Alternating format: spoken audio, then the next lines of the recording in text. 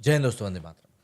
देखिए, ये बात एक्चुअली में है कि 2027 वर्ल्ड कप को लेकर तैयारियां जो हैं अब भारत और भी ज़्यादा ज़ोर शोर से करने वाला है। लेकिन तैयारी करने के लिए किसी एक व्यक्ति को हाथ ऊपर करके बोलना पड़ता है कि यार मैं शुरू करता हूँ।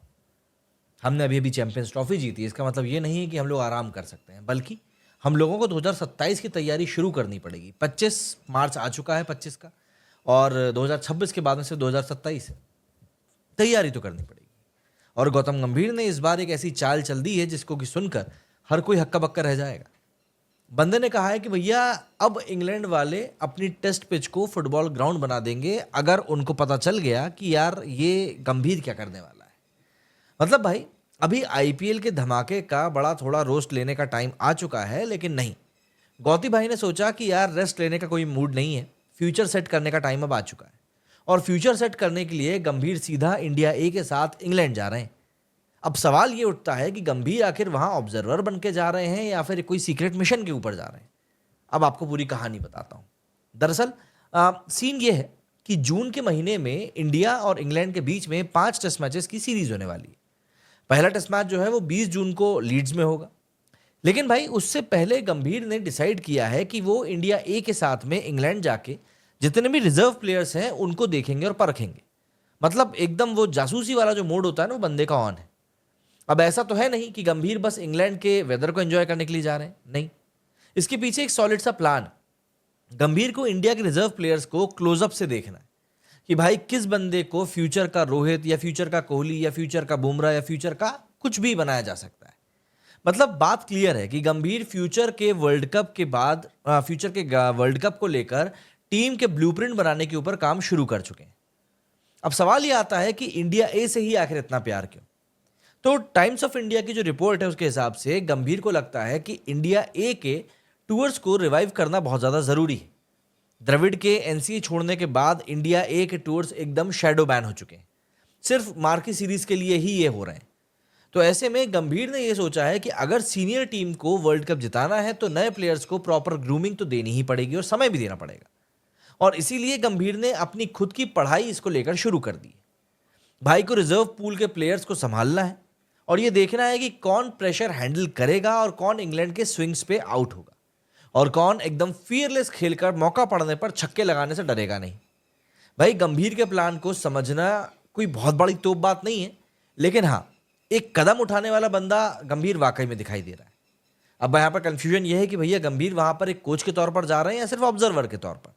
क्योंकि अगर हम लोग हिस्ट्री की बात करें तो सीनियर कोच कभी भी इंडिया ए के साथ ट्रैवल नहीं करता है। यूजुअली एनसीए के हेड कोच जाते हैं, जैसे कि वीवीएस लक्ष्मण जाते हैं अक्सर। तो ऐसे में गंभीर वहां ऑब्जर्वर बन के जाएंगे या फिर प्योर कट कोचिंग के तरीके से ही जाएंगे, ये अभी बात क्लियर हुई नहीं।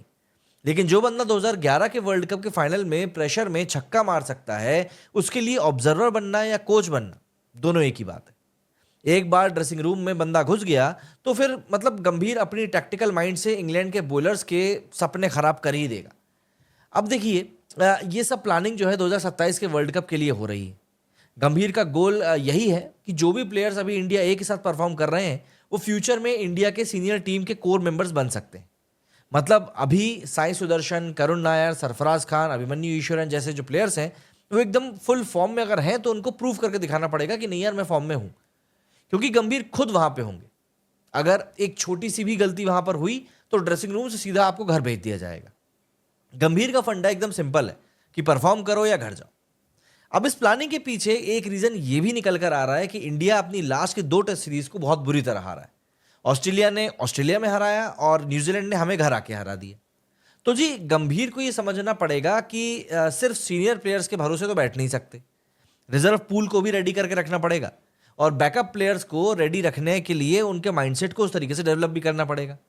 और हाँ, इंग्लैंड के स्विंग को सर्वाइव करने के लिए जो टेक्निक्स चाहिए होती हैं, उसके लिए टेक्निक्स के साथ साथ आपको मेंटल टफनेस भी चाहिए होती है, जो कि ऑब्वियस सी बात है गंभीर के अंडर डेवलप हो ही जाएगी।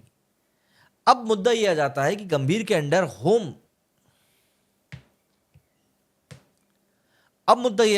गंभीर के अंदर होने वाले जो चैलेंजेस हैं वो क्या गंभीर किस तरीके से हैंडल करेंगे। तो देखिए, सबसे पहली बात तो आ जाती है टैक्टिकल प्लानिंग की, कि हर प्लेयर को अपनी वीकनेस के ऊपर काम करना पड़ेगा। दूसरा आ जाता है एग्रेशन। गंभीर तो खुद काफी एग्रेसिव ब्रांड के क्रिकेटर रहे हैं, तो भाई उसको क्या ही बोल दें हम लोग। मेंटल टफनेस यहाँ पर बहुत ज़्यादा ज़रूरी है, क्योंकि प्रेशर में परफॉर्म करना हर एक प्लेयर को सीखना ही पड़ेगा। जैसे कि आईपीएल ने टी20 में हमारे खिलाड़ियों को काफ़ी फियरलेस बनाया है, क्योंकि आपको लगातार उन सिचुएशंस में सब्जेक्ट किया जाता है। और भाई गंभीर को पता है कि इंग्लैंड के कंडीशंस टफ हैं, लेकिन अगर ये टीम यहाँ परफॉर्म कर गई तो फिर इसको कोई रोक नहीं पाएगा। तो जी बात ये तय हुई है कि गंभीर अपने मास्टरमाइंड प्लानिंग के साथ में इंडिया के फ्यूचर को सेट करने जा रहे हैं।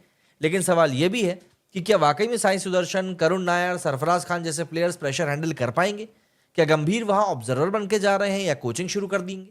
क्या 2027 का वर्ल्ड कप के लिए अभी से वाकई में तैयारी शुरू हो चुकी है? जो भी हो, एक बात क्लियर है कि गंभीर के हाथ में इंडिया का फ्यूचर सेफ फिलहाल तो दिखाई दे रहा है। कम से कम बंदा कोशिश तो कर रहा है।